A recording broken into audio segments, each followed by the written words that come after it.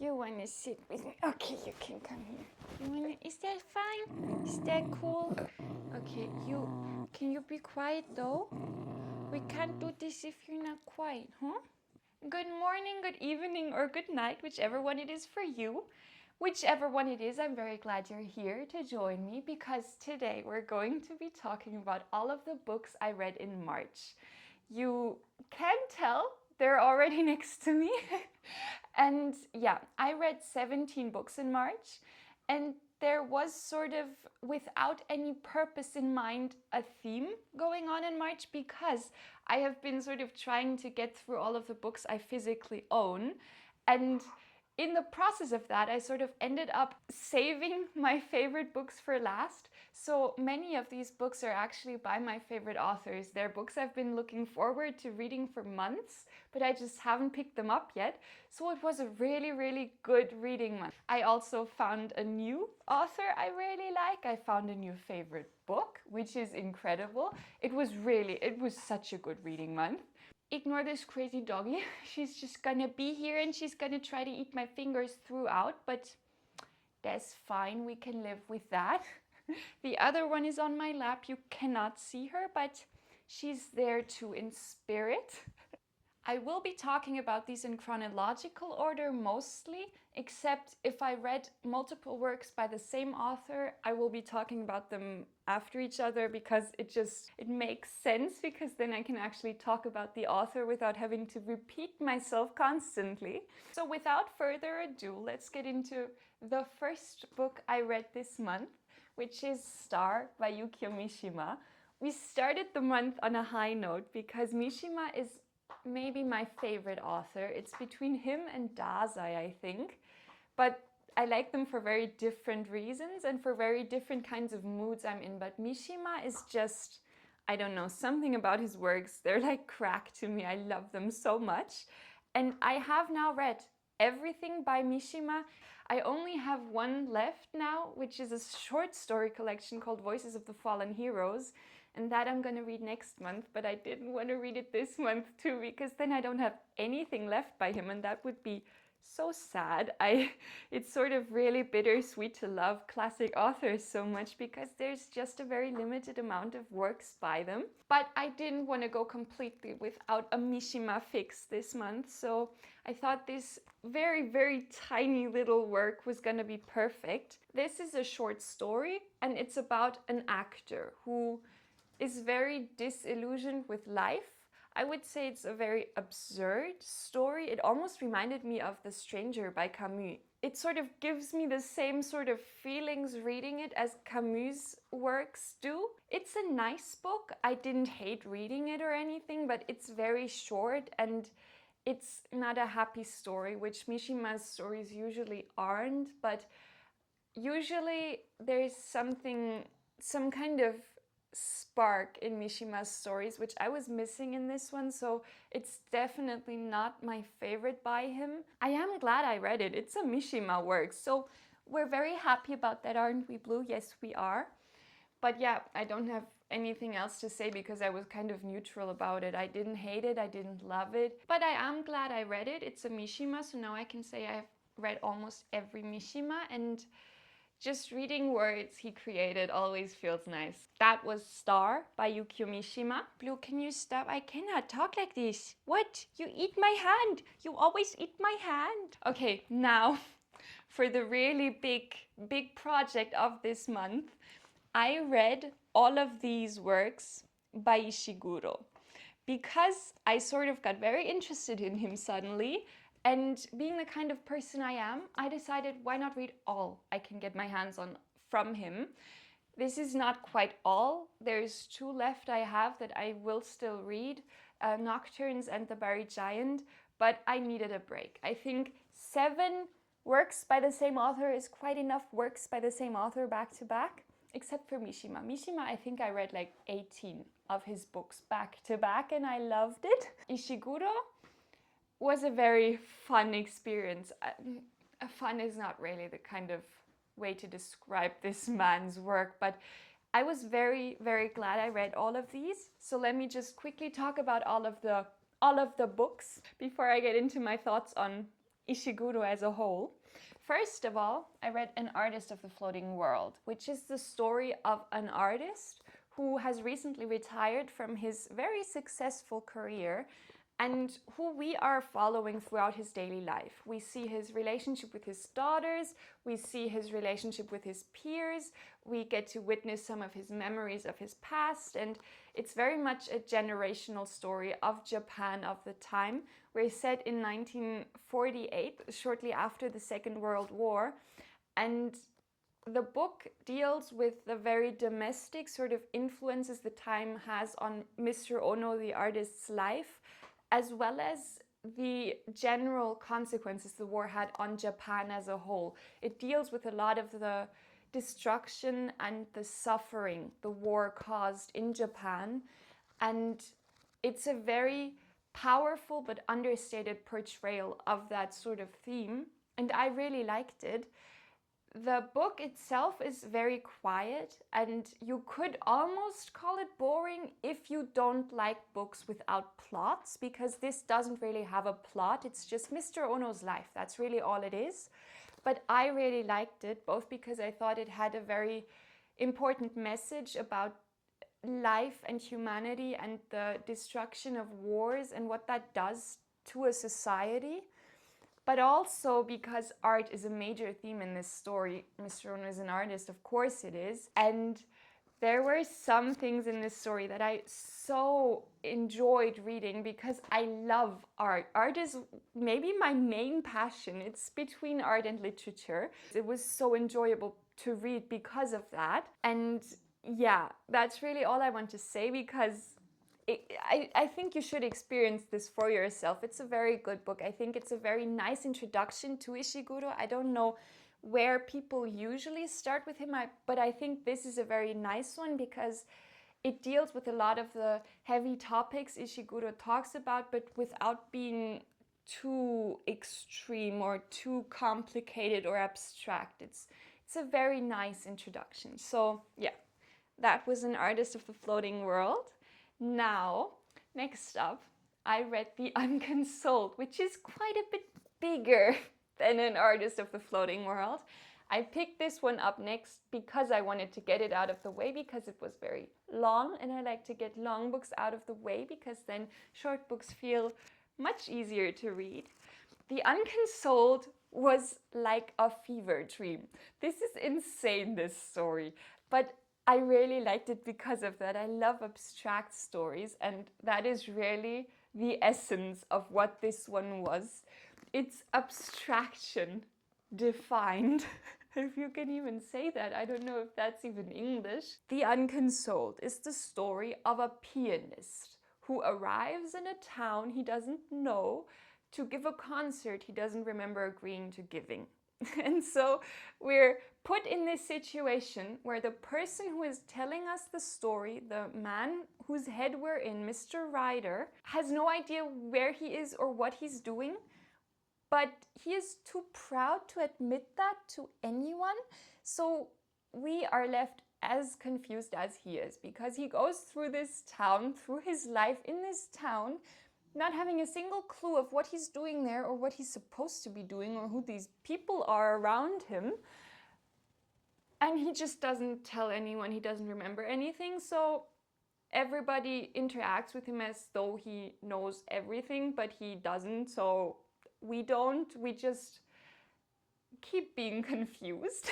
But also, it's told in first-person narrative, but sometimes it switches to second person, and suddenly we're talking about the intimate thoughts and feelings of a secondary character who our main character isn't supposed to know. Also, it's just very confusingly told, because sometimes you're in the middle of a narrative, in the middle of a sentence even, and then without any paragraph separating things, the next sentence will just be an entirely different situation altogether. So it's sort of like these dreams where you're portaled from one situation into the next without any explanation or forewarning and sometimes things are just completely unfinished. In terms of enjoyment factor, I thought this book was intellectually very, very fascinating. There's all of these theories you can create around this story, and it makes it very engaging to read because you just want to know what happens next and you want to get these answers. But on the other hand, the way it was told was making me very anxious because it kept reminding me of these sort of dreams where you have to be somewhere, but you just constantly end up doing something else, so you never get to the thing you actually wanted to do and you just get increasingly stressed. It's not the easiest book to read if you don't like confusing stories. If you like, for example, Bulgakov's The Master and Margarita, or if you like The Double by Dostoevsky, or really any story by Gogol, you are fairly certainly going to enjoy this one because it really reminded me of those kinds of stories. That was The Unconsoled. Then I picked up A Pale View of Hills. A Pale View of Hills is the story of a woman who has recently lost her eldest daughter to suicide and who is now, currently at the time of the story, being visited by her younger daughter. And the visit sort of confronts her with the memories of her eldest daughter and her grief. Hello, Blue. You want to be in it too? Hey, hey. Someone's feeling needy, huh? Also, she sort of just ends up remembering this very specific summer she lived in her past. At the time of this story, she lives in Great Britain, but the memories of this particular summer take place in Japan, where she's originally from, which tell us about this very strange friendship she ended up having with this woman. It takes on this very sinister turn, but overall, even though the themes of this story are very tragic, it's not told in a way that's very depressing. Ishiguro writes in a way where he doesn't linger on the emotions. So yeah, that was A Pale View of Hills. I really liked it. I can recommend. Next up, I read Never Let Me Go. And my goodness, what this book did to me, I was not prepared. This is the book of Ishiguro's I was the most intimidated by, because I knew that this one broke people's heart, but I had no idea what the plot was about. I stayed away from every kind of spoiler, and so I had no clue if I was gonna like it, what kind of story this was gonna end up being, and I had no clue what this book was gonna do to me.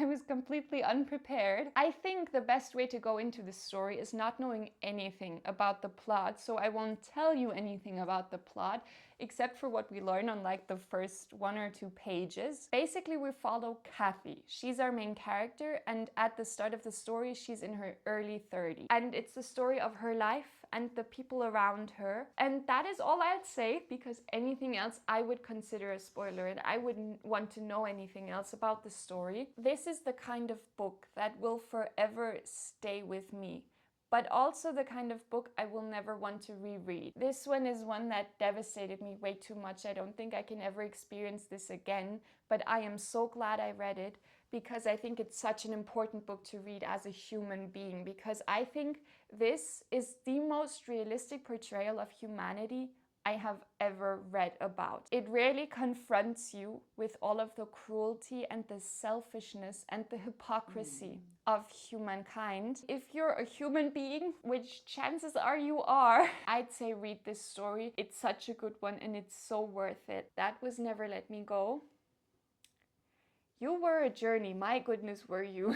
Now that we've talked about this one, I read Klara and the Sun. This is about Klara, who is an AI. She's called an artificial friend, and these artificial friends are basically created to be companions and teachers and assistants to younger children and teenagers, because we live in a world where things are a bit different than they are in our current world. I really liked this story because I thought it was a very fascinating and a very realistic theory of what may happen in the future, of how the world may look like in a couple of decades maybe. I was a bit intimidated by this because it's about artificial intelligence, and I tend to stay away from literature that's too modern. That's why I usually like classics, because I like books about history and I like books that feel like an escape. AI is basically the most modern kind of thing you can talk about, but it turned out being so enjoyable to read because Klara, the main character,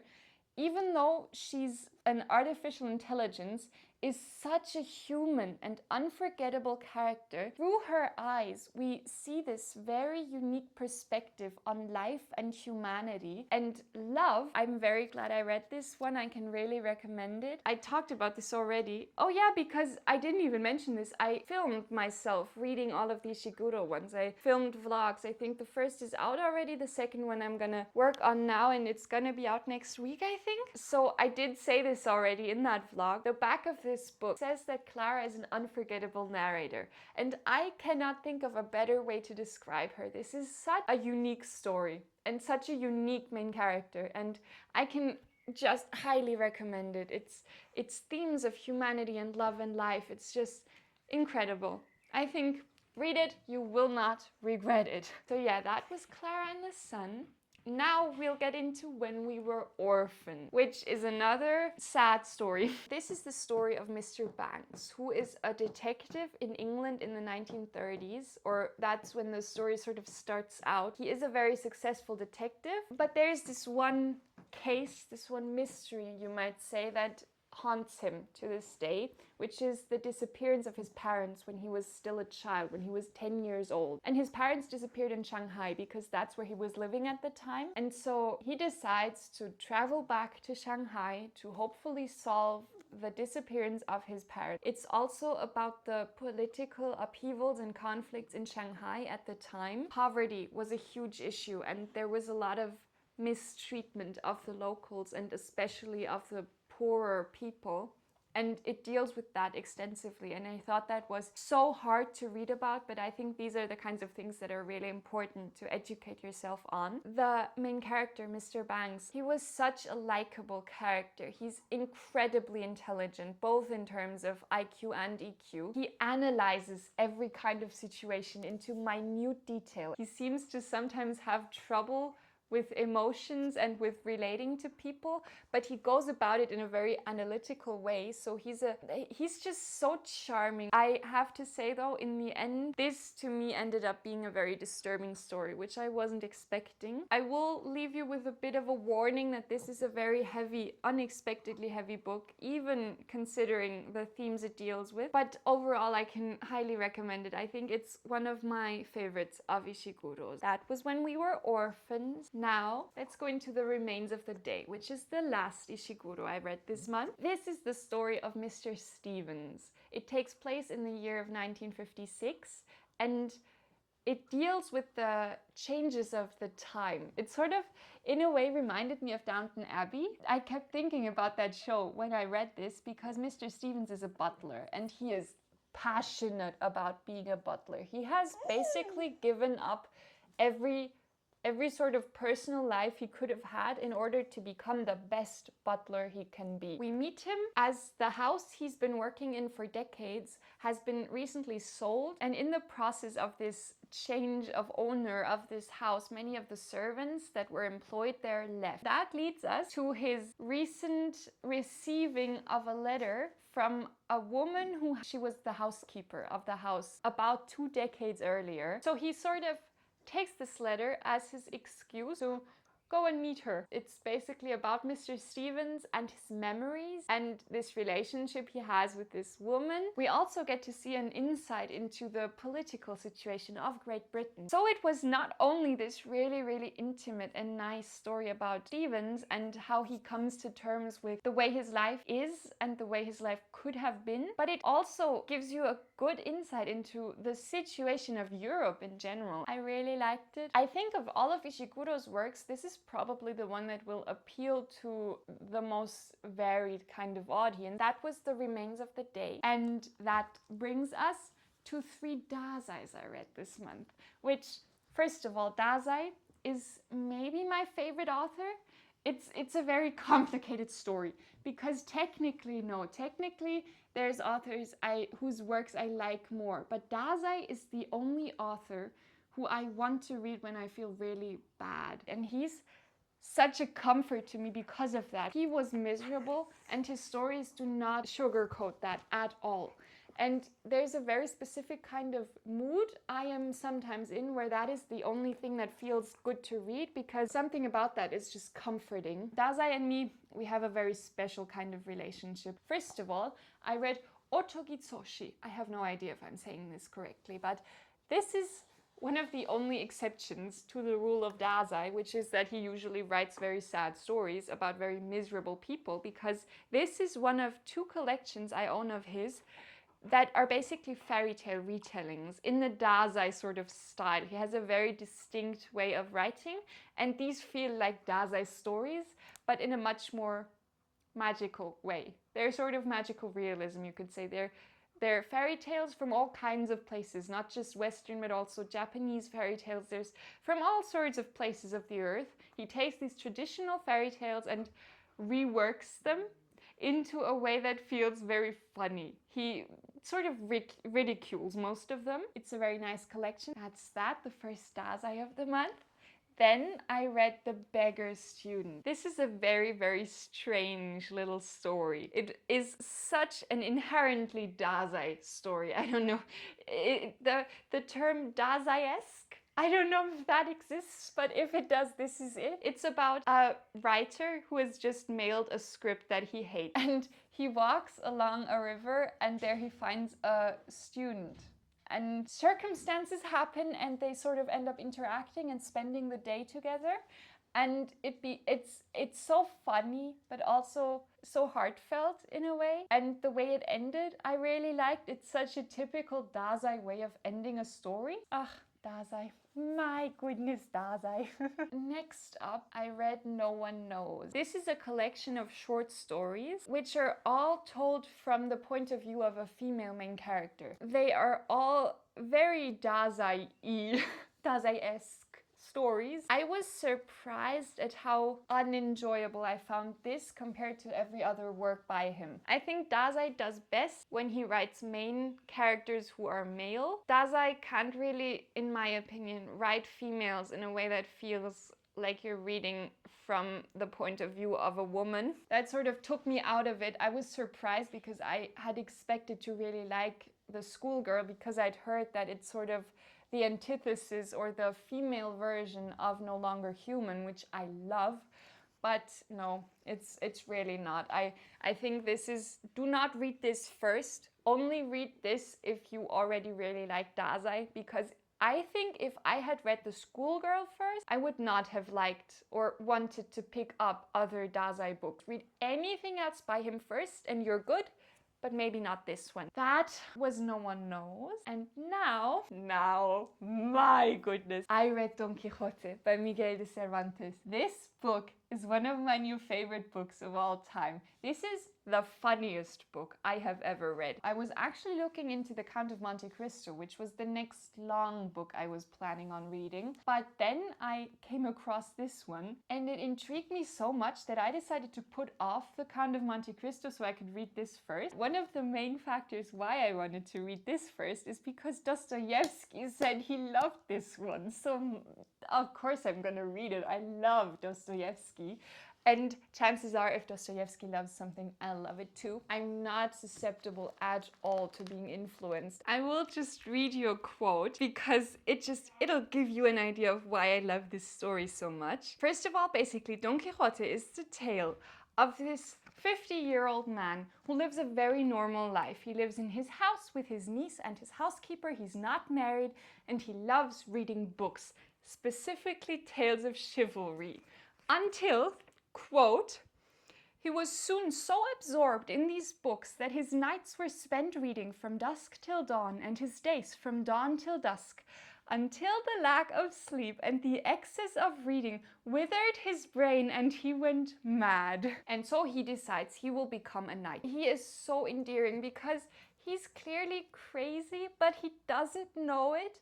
and people around him are so confused. He just tries to be a hero. He tries to help people wherever he can. His intentions are so good, and that makes him so incredibly endearing. It's such a good book. I think more people should talk about this. That was Don Quixote. Now, my dears, we get into my little Shirley Jackson collection of the month. Shirley Jackson is one of my favorite authors. I feel like I've said this a lot in this video, but that's just because this month was dedicated to all of the books I had saved up, and most of those were by my favorite authors. First of all, I read The Hangsman. We basically follow Natalie, who's 17 years old, and she is about to start college. Right from the bat, this is a really strange story because you just get the feeling something's off here. Shortly before she leaves for college, their family has this dinner party where something really bad happens to her. This is where a trigger warning is necessary. This book is largely about SA and the consequences that has on this young girl. After that, she sort of unravels. Shirley Jackson is famous for very sinister stories, but to me this one was the hardest to read because it's the most real. Through telling us Natalie's story, tells us also the story of a lot of different women, how hard life was for women at the time. Before the dinner party happens, Natalie is already emotionally very messed up. She feels completely alienated from herself, and so she views humanity in this very disillusioned way because she doesn't feel like an actual person. She feels more like an actor she's watching on stage, and so she views people through the mask they put on. This reminded me a lot of The Bird's Nest by Shirley Jackson because they deal possibly with the exact same topics, but The Bird's Nest focuses a lot on the psychological state of the main character, which is explained quite extensively, but the outward circumstances surrounding the main character are very ambiguous in The Bird's Nest and they are never explained, whereas in this book the outward circumstances are sort of explained more extensively, but the psychological state of the main character stays ambiguous to the end. And that's really all I have to say about this one. Next up, I read The Road Through the Wall, which is a very hard title for my German mouth to say. This is the story of Pepper Street, and it's about the people who live in that town, or on that street rather. We follow a set of families who are all vastly different. It's a very interesting portrayal of this really weird little community that's created among these families. So there's one Jewish family on the street, and there's a lot of discrimination towards that family. That was really hard to read. And suddenly, in the last part of this book, it becomes really dark all of a sudden. Before that, it was just this very seemingly accurate view into this fairly affluent street of America. But then it sort of becomes really dark. It's a Shirley Jackson book after all. That's all. That was The Road Through the Wall. I liked it. And I read Let Me Tell You, which is a collection of short stories and essays and tiny biographical exposés, maybe you could say, that Shirley Jackson wrote. Some of the short stories I had already read in different collections, but it was still very fascinating to read because sometimes Shirley Jackson did this thing where she wrote a story and she wrote several different kinds of endings for it. So that's really fascinating to read, how little details are just different. What I like the most about this is that there's a lot of essays also and talks she did about literature. She talks a lot about the books she wrote and just how she writes in general. And I thought that was such a nice insight into her as a writer because I love her books so much. And to me, every snippet of information I can get, especially by her directly talking about how she writes and how she comes up with these stories, was so cool to read. I was kind of fangirling throughout this book. You're gonna enjoy it no matter what, but especially if you like Shirley Jackson. This is such a cool insight into her as a writer and as a person, and it really has all. It has her stories, her essays, her personality in a way. It's a really nice sort of collection, so I can highly recommend it. That being said, I did also read Life Among the Savages, which is a semi-autobiographical account of her raising her 4 children, or the 4th child is just being born as the book ends, because she basically, it's split up into 2. And Raising Demons, the book I'm currently reading, is part 2. It's the continuation of what's written in this book. It's Shirley Jackson writing about her daily life as a mother of the 1950s, as a wife of the 1950s, as a writer, a female writer of the 1950s. But of course, she doesn't just write it down word for word. She did embellish the stories, and she has this way of making these stories so funny to read about, so witty and so intelligent. It's a completely different kind of experience, because usually Shirley Jackson writes these really tough to read books with really dark themes, and then this one comes along. I loved experiencing this book. I was just very lucky with the kinds of books I read this month. I read one last book. This I actually didn't read physically. I listened to this on audio, because that's a very cool thing about classics. They're in the public domain because they're old enough to be, and so you can get the audiobooks for free. And because I like to listen to an audiobook while I take dog walks, because a large portion of every single day is taken up by dog walks. So having a book to listen to is really nice. I love that. And so I decided to pick up North and South by Elizabeth Gaskell. This is the story of Margaret Hale. She's our main character. And at the beginning of the story, she's living with her aunt, and her cousin is about to get married. And so now Margaret is going to move back to live with her parents. And as she moves back to her parents, it turns out they're about to move again. They're gonna move from living in the South to living in the North, which is where the title comes in, North and South. Milton, the town they move to, is very involved in manufacturing. There's a lot of factories there, so there's a lot of pollution. And Margaret, our main character, comes into contact with both the merchants, the factory owners, as well as the working people and the poorer class of people there. We get to see the absolute destruction these working conditions caused in these people because of the pollution. People in this town are just sick constantly. Also, there's this factory owner who's called Mr. Thornton, who she being Margaret, has a very antagonistic relationship, because obviously he's the one who employs the working people. He owns the factory. And because she has such an emotional involvement in the working people of the factory, and because she has been now so disillusioned about the conditions they work in, she's really passionate about improving their situation. And that sort of means that she's really against what Mr. Thornton stands for in general, which makes for very interesting discussions. What I like so much about them is they have all of these discussions that sort of almost turn into fights, but they're never quite fights, because the entire time you get the feeling that they're just so happy to finally have met someone who they can talk to on the same level. And so they clearly really like each other, but they also really like to hate each other. I also really like the other characters in this story. Put it into perspective, it's not one of the better books I read this month, but because I listened to it and because it was a very pleasant experience, I liked it. It was a good book. I can recommend it. It's not going to be one of my favorites, but yeah, it's, in my opinion, a much, much better version of Pride and Prejudice. So yeah, these were the 17 books I read this month. Let me just put them back here. Overall, it was a very successful month of reading. A lot of great books. A new favorite book of all time, or even two. But Never Let Me Go has a very particular kind of place in my heart now. But Don Quixote, forever one of my favorites, definitely. So that's it. Those were all of the books I read this month. I hope you enjoyed the video. I hope you maybe found some recommendations you hadn't heard about, or got some inspiration. And yeah, that's it. Thank you so much for being here, and we'll see each other again very soon. Bye-bye! Bye-bye! We'll say bye-bye! Bye-bye! Bye-bye!